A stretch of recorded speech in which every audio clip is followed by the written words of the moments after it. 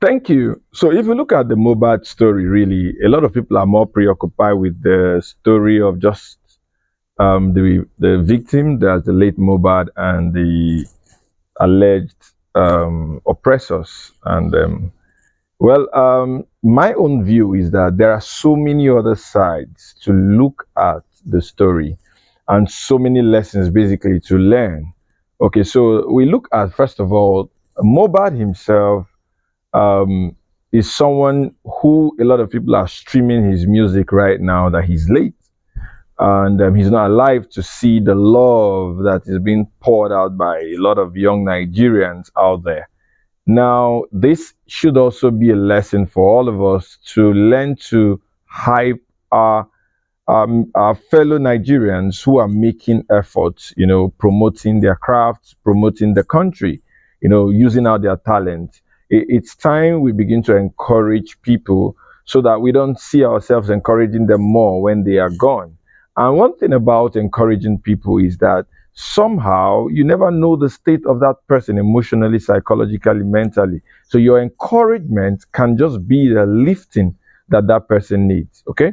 So that is one aspect of it. And a lesson for us to learn is to be the hype of one another when they are alive. I'm not saying we are doing it so late. It's a normal behavior, human behavior, that we also honor and appreciate those who have died and we seek for justice. Yeah, that's fine. But let us also learn to hype and support people when they are making efforts and when they are alive. The other part is that Mohbad, as a young man, lived out his talent.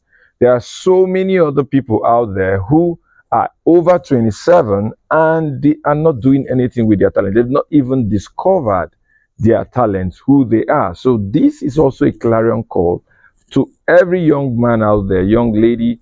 You've got something unique about you. Don't say you don't know what you have inside of you. Don't keep telling yourself such bad news, right? Discover yourself, what is that thing that makes you you, and begin to express it out there. And you can also be the next celebrity. Okay. Then another part of the story, another lesson again, is that there are people who watch injustice meted on other people. Now the question is, do you belong to that category? There are people who knew that Mohbad was being victimized, oppressed, and all that, and they did not talk till this time. A lot of people had similar stories as him, and they didn't call out the brand. But we forget that silence in the face of injustice is a crime in its own. So it is also another important call for us to refuse to be quiet when we see the wrong things happening, because it would be so sad if we had the key to solving that problem by speaking out, and we never did, and it got so late. It would be so bad, right? So that's another lesson for us to learn.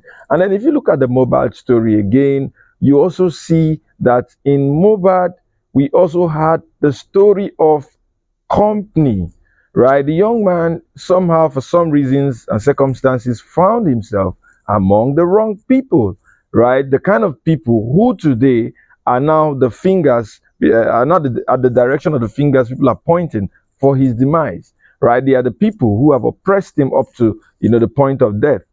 This is another important lesson for us to be intentional about the kind of people we find ourselves with. No matter the circumstances, patience will always pay. Patience to wait till you get it right will always be very key. We must not let any circumstance of life, broken home, poverty, hard times, plunge us into, any bad angle, that has to do with following the wrong people, because following the wrong people will never end well, right? So that's also another important point for us to learn, that no matter how it is, we must never stoop so low to take the wrong direction. As long as it can wait, we need to always anchor on the right side of life. And then finally, amongst other lessons, is the big one.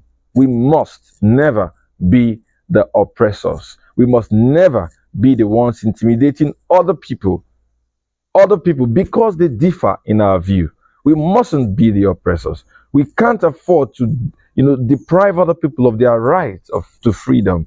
We must abstain. We must ensure that whether by our action, by our words, We are not involved in intimidating, victimizing, or oppressing other people, right? So it's not enough to us for us all to, wear the black and black, white, and do the candlelight procession. We must also look inward and ensure that we are not part of the oppressing team. Even as much as we also learn other lessons, we must ensure that we live and let others live. Thank you.